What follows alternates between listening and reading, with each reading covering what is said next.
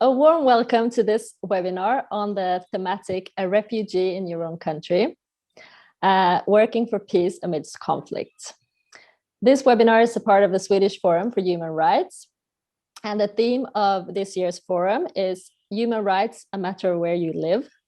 And this particular webinar will focus on human rights related to internally displaced persons, bringing into light the experiences from the Cameroonian and the Colombian context. We who are organizing this webinar is Women's International League for Peace and Freedom, WILPF, or in Swedish, Internationella Kvinnoförbundet för Fred och Frihet, IKFF. We are a global feminist peace organization that's been working for over 100 years on disarmament, conflict prevention, and women's participation. And we currently have national sections in about 50 countries in the world. With us here today, we have Diana Salcedo, Secretary General of WILPF Colombia. Welcome, Diana. We also have Guy Feugap, who is the Director of Programs within WILPF Cameroon. Welcome, Guy. Thank you, Marie. And my name is Marie Sjöberg. I am responsible for feminist and anti-militaristic organization within WILPF Sweden. And I'll be moderating this webinar today. The webinar will be conducted in English and Spanish. So I would also like to introduce our eminent interpreters, Hazel Sharp and Pilar Roda. Bienvenidas, welcome. And of course, welcome to all of you listening in today. We're very happy you're here. I will now start to shortly introduce the topic of today, and then we will listen to Diana and Guy. Conflict and civil war affects people differently within a country, depending on geographical area, if you're a part of a minority, power, money, and gender, of course. And conflict and war also often lead to a flow of internal displaced persons. The civil war in Colombia that's been going on for 5 decades has had a continuous effect on relocation of people within the country. And despite having a signed peace agreement since 2016, the issue of land rights is still a challenge. In Cameroon, the security context has deteriorated sharply with the past years, with the Boko Haram's presence in the north of the country and the separatist crisis primarily affecting the English-speaking regions, but of course the whole country. And this has led to an increased number of displaced or relocations within the country, displaced persons living under challenging conditions with regards to human rights and human security.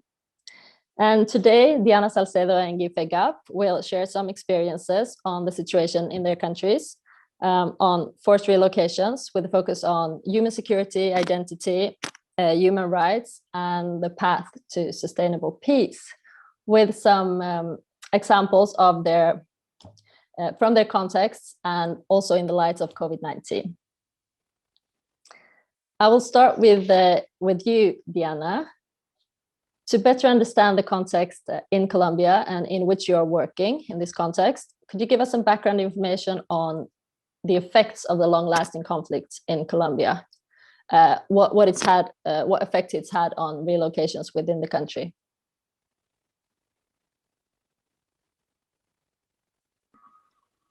Marie, muchas gracias. Marie and Guy, thank you for inviting me to this panel. I'm looking forward to sharing with you our experience in Colombia. With regard to this question, I think it's important to mention 3 main effects of this very long-standing armed conflict.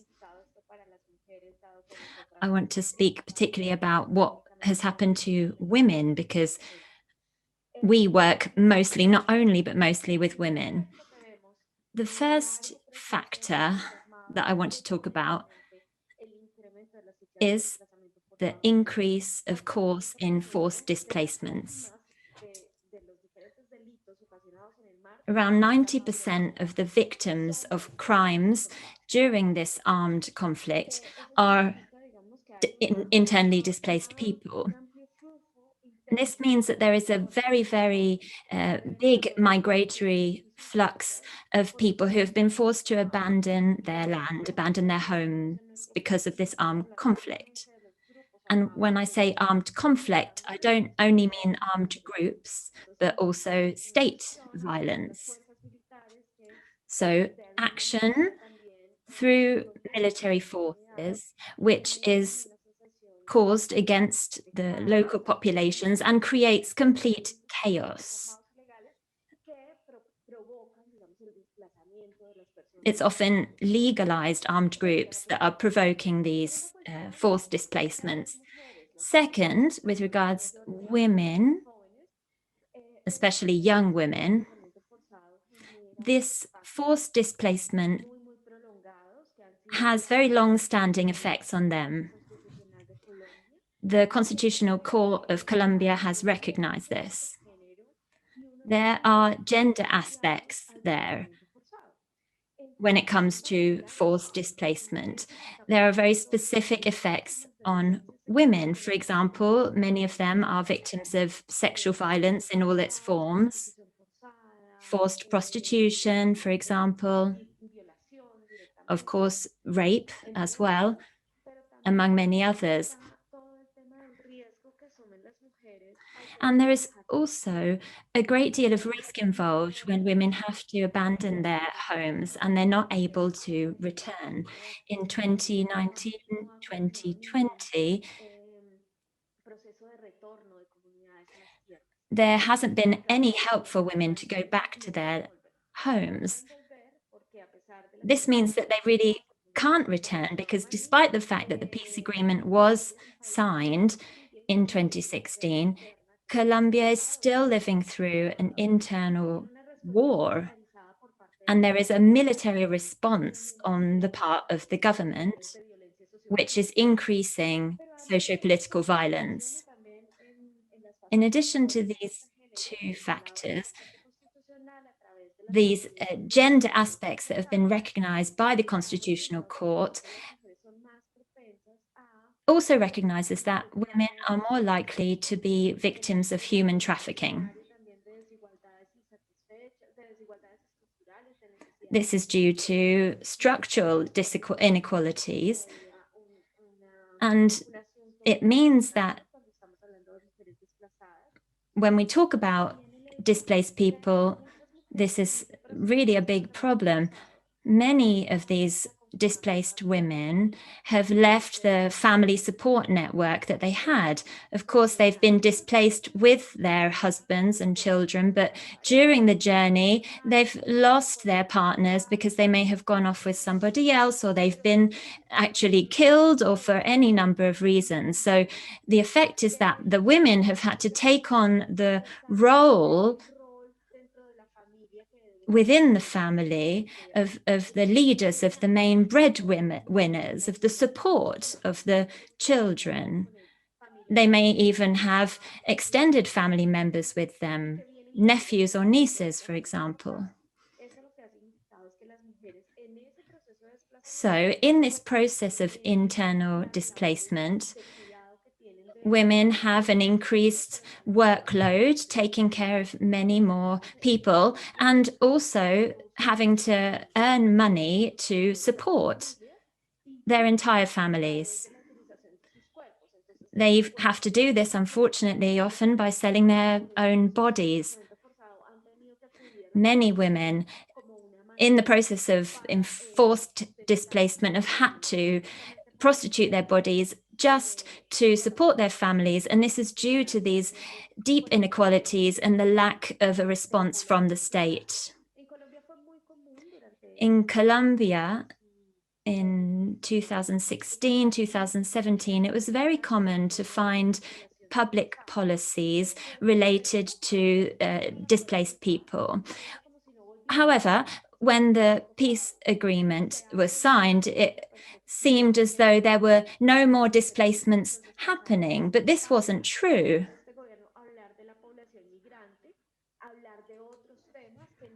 The government instead decided to talk about other issues, even though 90% of the victims of this armed conflict are displaced people. In Colombia, I'm sure it's the same in Cameroon and other countries. Forced displacement generates other victims, other violations of women's rights. Victims of forced displacement are not in isolation of other violence caused by the armed conflict.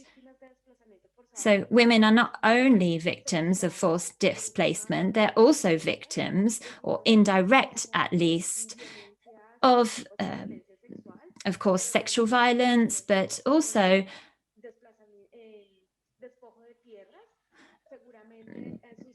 their land has probably been seized, their family members have probably been killed. And this, of course, has consequences on these women. That's all I want to say for now. Thank you, Diana. Very interesting. Thanks for sharing.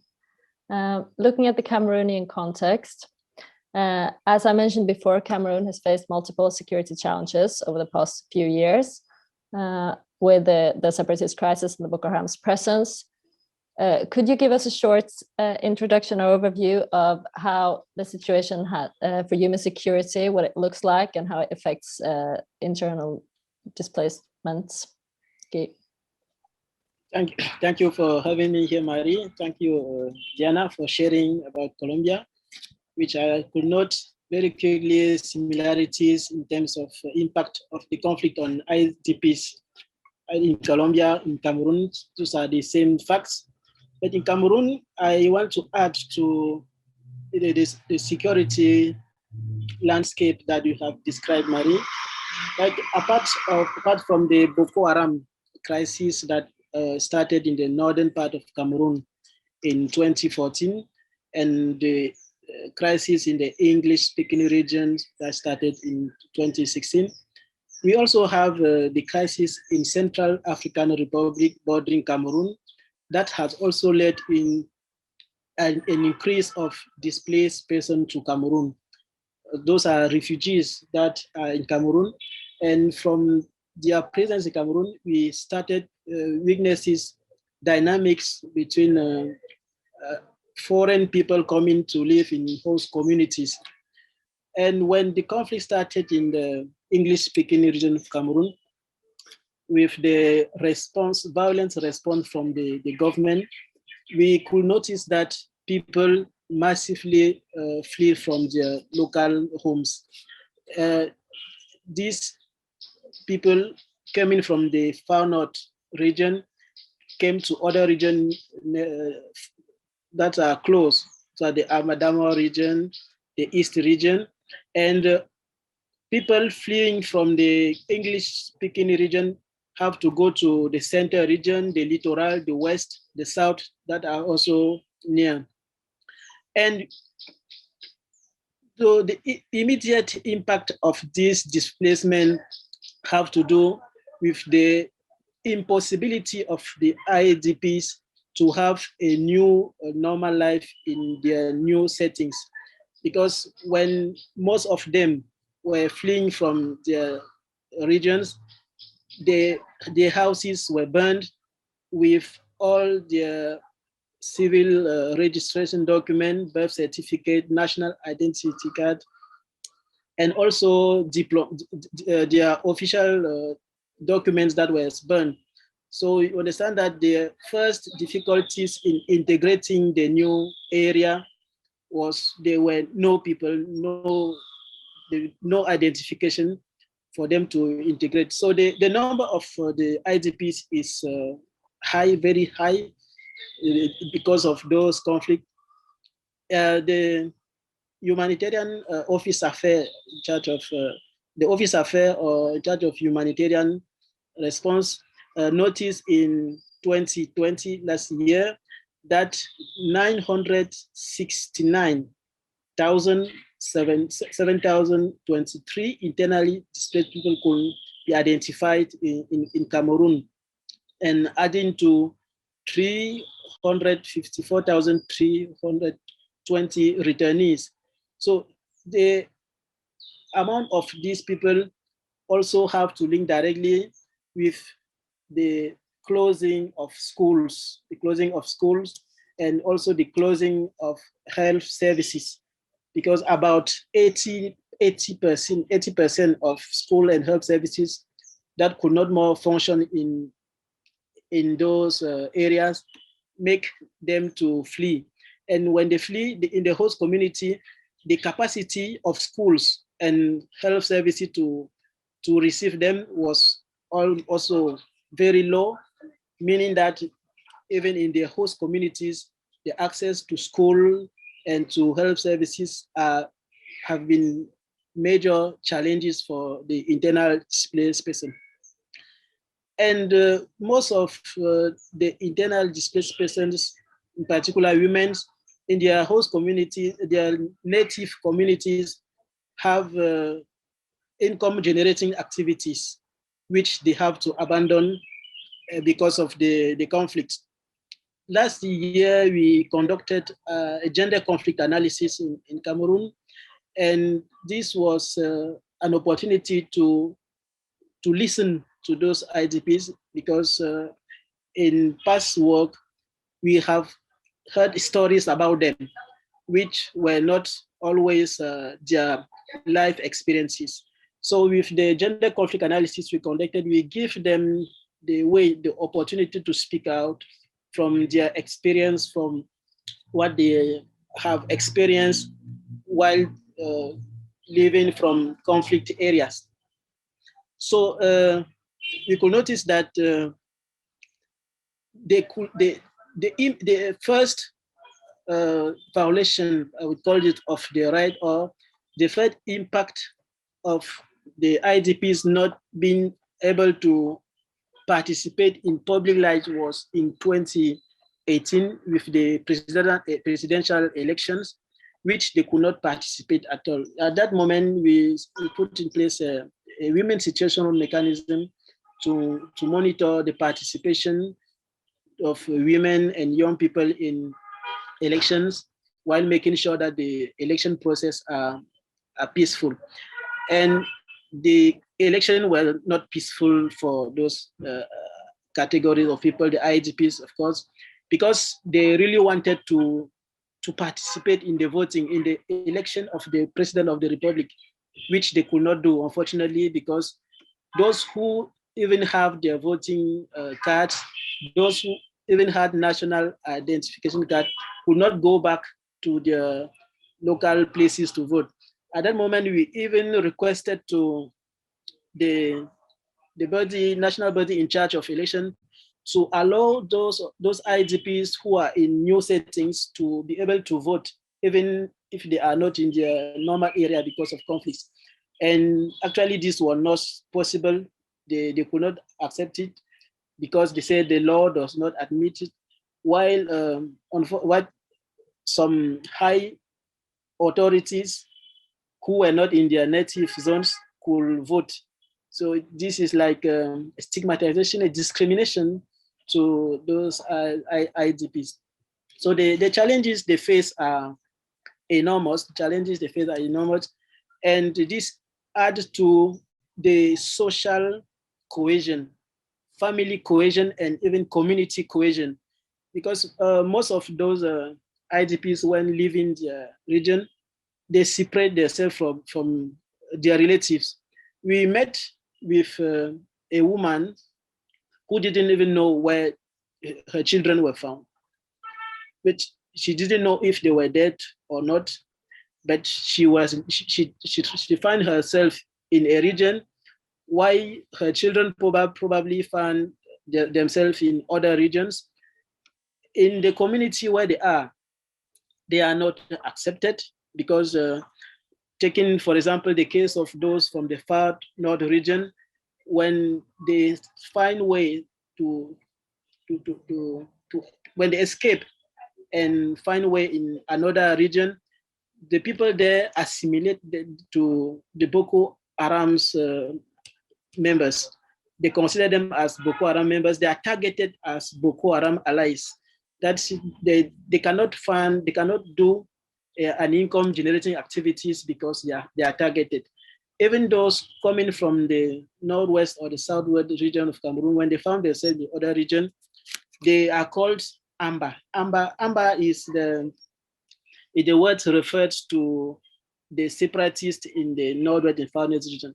So when IDPs found themselves in those new regions, they are targeted as Amba persons. So this is a trauma, a life trauma they have to experience every day when trying to integrate their community. That's why I was talking about the community cohesion, which does not exist at all, because they do not have water, they don't have access to school, they don't have access to health services. So for now, I think I can keep it like this, and I will later come back on other impact with those IDPs. Thank you, Guy. Thank you so much for sharing. Moving back to you, Diana. I know that WILPF Colombia is doing extensive work on reintegration or reconciliation as an important stepping stone for sustainable peace in the country. Could you tell us a bit more about why this is important, how you go about it, and how it's related to internally displaced persons? Because I know, for example, that you have a close cooperation with the network of internally displaced women, and it would be interesting to hear more about that. Claro que sí, Mari. Of course, Marie.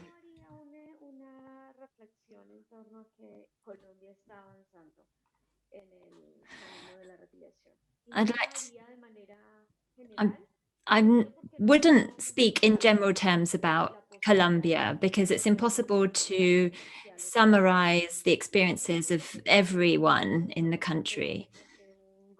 Also, right now, our government doesn't think that reconciliation or reintegration is an important part of the agenda. I'm sure that you have all seen that there is actually very little respect for the peace agreement in itself. And so talking about reintegration in this political context is a real challenge for our work here in Colombia and other women's organizations as well. We really want to focus on reintegration with a focus on women, with a focus on especially those women who've signed the peace agreement, who surrendered their arms. Because by working with them, this is a way of avoiding repetition of these acts and transforming their lives and building a sustainable peace. Colombia signed the peace agreement in 2016, and over all of these years, we have still faced great difficulty to really place on the political agenda respect for the lives of people, including those individuals that signed the peace agreement, the FARC. We want to, of course, build relationships through forgiveness, but also through recognition of what's actually happened, of the personal stories of people, especially women, because of course, women are in a specific position because of the violent acts that were perpetrated against them. So this has led us to create processes to build exchange between women in society, women who have been victims, to try and build relationships between women who were a part of the armed groups and women who are members of civil society who may have been victims of those armed groups. It's, of course, a very long process. It's only possible to do this through building confidence, through building trust. Especially for women, we actually talk about forgiveness as being a big part of reintegration. It's more difficult for women than men, I would say. For women,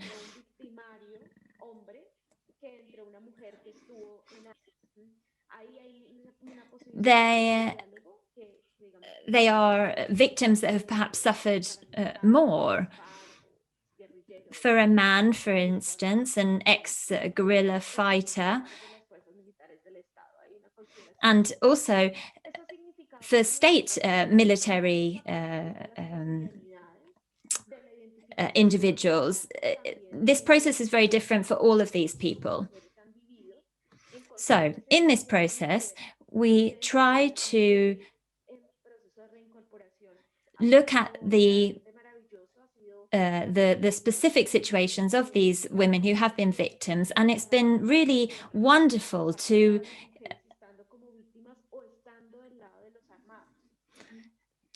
find those differences in the discourse between women that are members of civil society and those women that have been part of armed groups. The process of surrendering arms and signing the peace agreement, for those women that signed the peace agreement, are now trying to enter back into society, but there are some really serious structural inequalities for these women. Of course, they are different, their situation is different, and now they're faced with a big task of reconstructing their identity. They're no longer members of an armed group, they're suddenly members of society in general.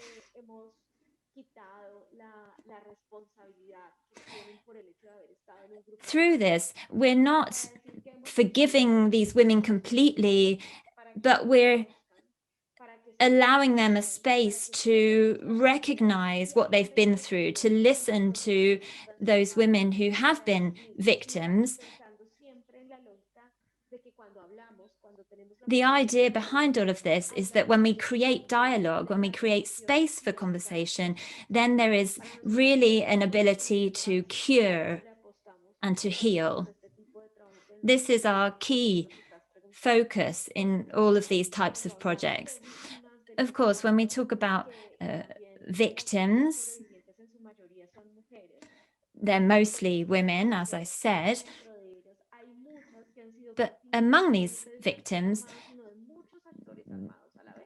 they've often been victims of many types of violence at the same time, and they're also victims of, this structural inequality as well. These dialogues that we're trying to create are very challenging. And actually, we're trying to find those most challenging ones, those most painful ones.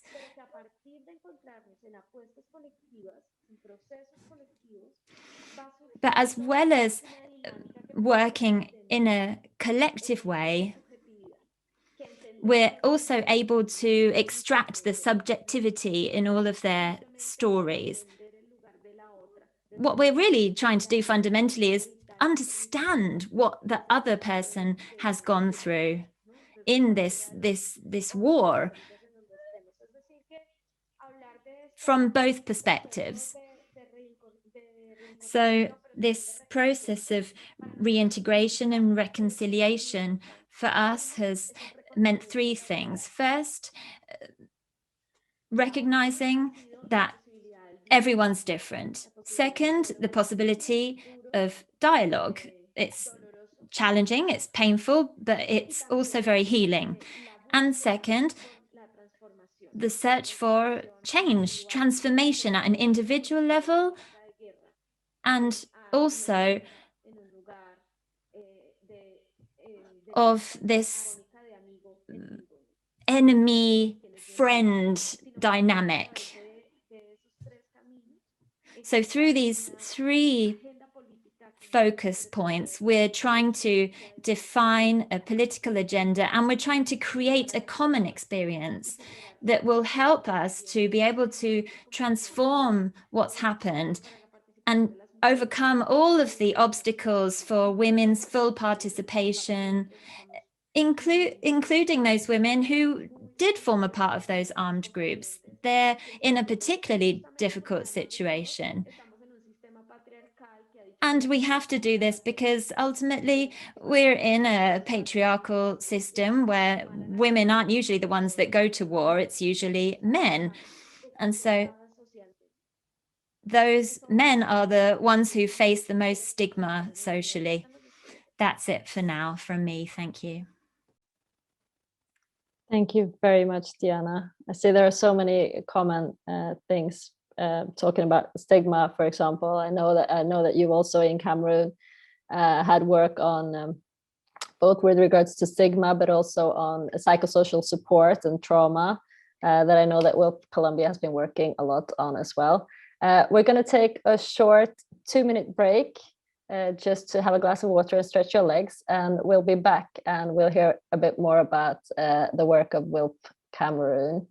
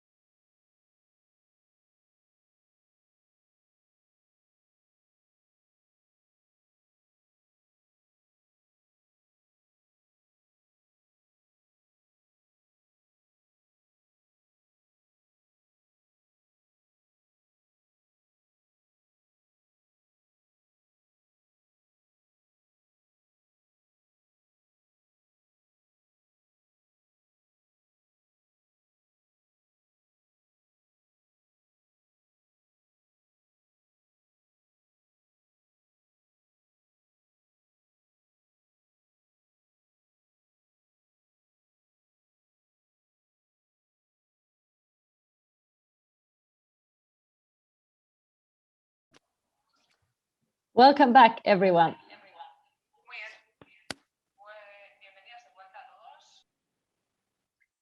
There is so much to talk about and so little time.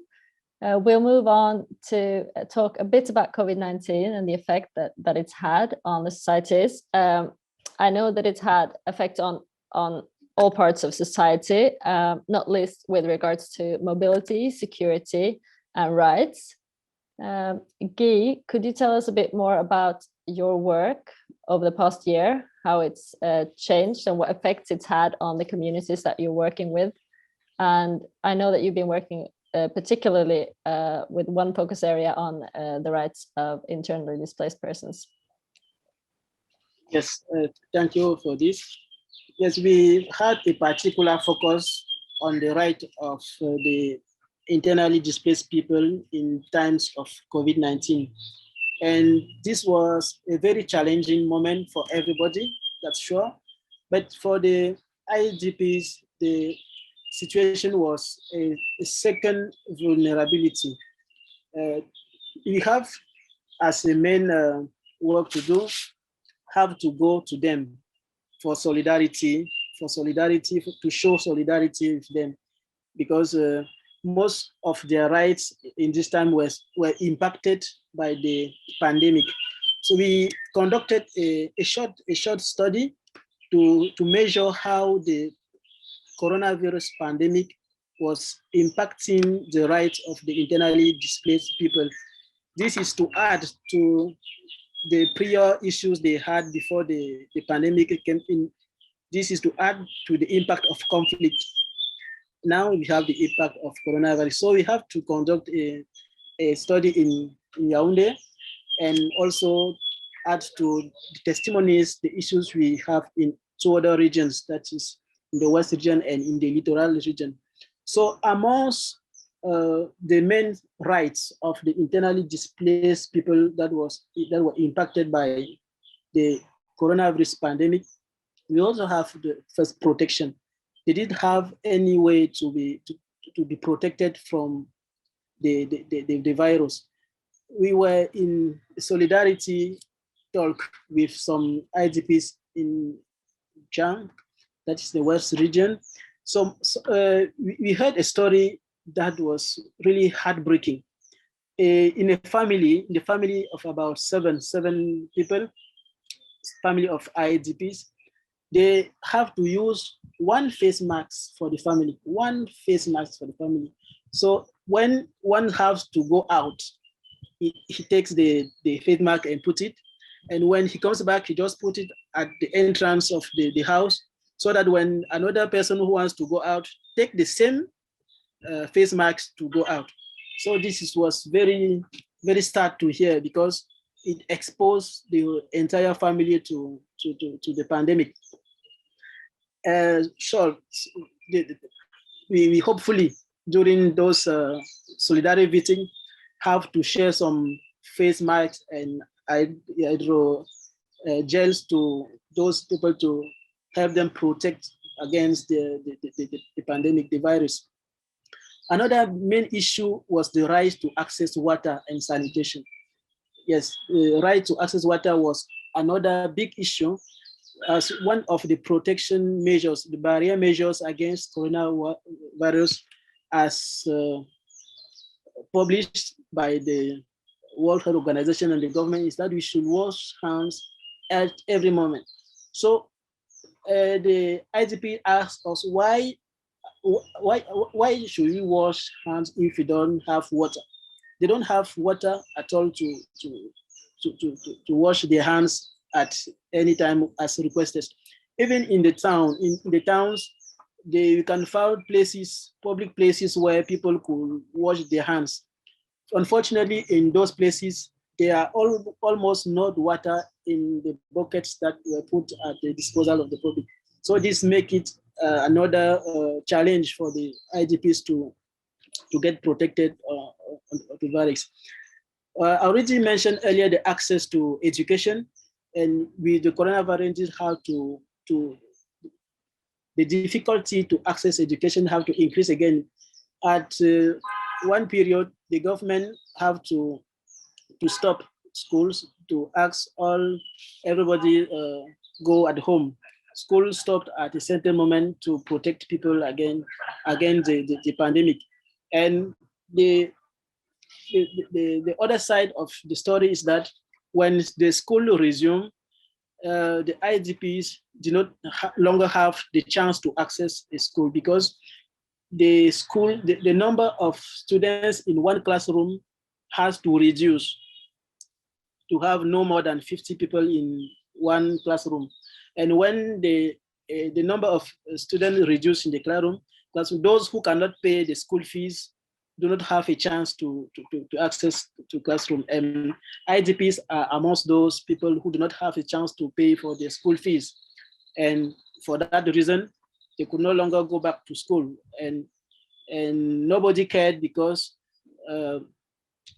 we do not have many people in school. So this is one issue that's important to raise, because to effectively let everybody go to school, the government actually needs to build more classes, to recruit more staff to the school, which has not been done at all. So this is actually the challenges ongoing, because the pandemic is still ongoing. So the access to education is another main challenge. So I also mentioned the access to information. The right to good information was another is another right to mention. So when the disease started, a lot of stories were going up and down. IDPs, most of them do not have like television, they cannot read newspapers, they cannot have radio to listen to good information. The times they could access good information was when they have visits from civil society organization. For this visit, like as I mentioned before, on those occasions they could know what is the pandemic about, what are the means to protect, how the infection goes and all that. Apart from that, they could consider every foolish story that could came around and consider it as the truth. So at the beginning, people were saying like in Cameroon or in Africa, Black people are naturally protected from the disease, which is very, very absolutely wrong. And most of them consider this as a truth and were working out there without any protection, considering that Black people cannot be infected by the coronavirus. So this is something we have to fight against so that they understand that the disease is real, that it affects everybody, that everybody needs to take appropriate measures to get protected. So access to information was another very hard thing. Another issue that I can raise here, yes, about stigmatization.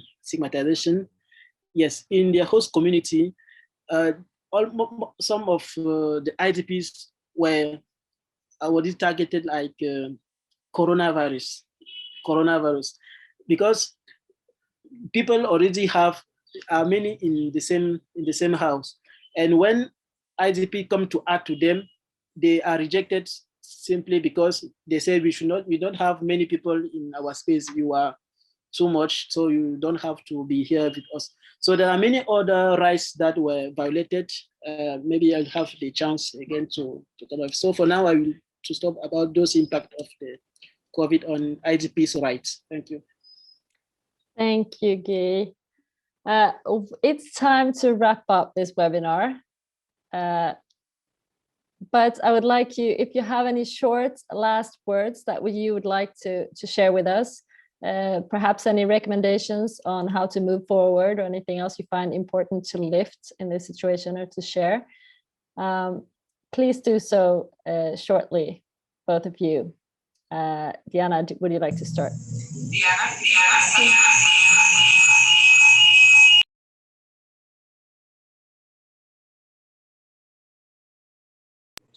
Sí, quería mencionar que en Colombia, además de esto que... I want to mention that in Colombia, and I'm sure in Cameroon, there are specific circumstances. Here, there is one thing that has been an important factor in this pandemic for women. Sexual and reproductive health and rights for women have been really affected because of the pandemic in a very particular way. Many women during this time haven't had access to contraception. This has led to unwanted pregnancies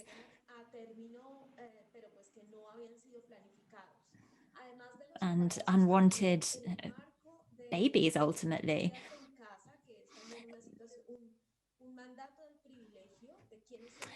Really, it's a privilege to be able to stay at home. We have to remember that in Latin America, homes, generally speaking, aren't safe spaces for women. That is where most violence takes place against women because of intimate partners who are having to spend more time at home, and this has led to stressful situations and ultimately violence. I just wanted to mention this really because for women, the pandemic has had quite substantially different impacts. Thank you. Guy, any last words from you? Yes, this opportunity talking about the rights of IDP is already a way to find solution, because I will hear experiences from Colombia, life experiences Cameroon, and we are speaking to those who understand and help us in advocacy for the governments to consider implementing national policies that considers the particular rights of IDPs. IDPs have particular needs that needs to be taken into consideration while framing any policy. So I will end on this note. Thank you for listening to me. Thank you so much, Diana and Guy, for sharing this with us. And I hope we will continue this conversation in the future at many more times. Thank you for sharing your experience, your expertise. And also thank you everyone for listening. This is an important topic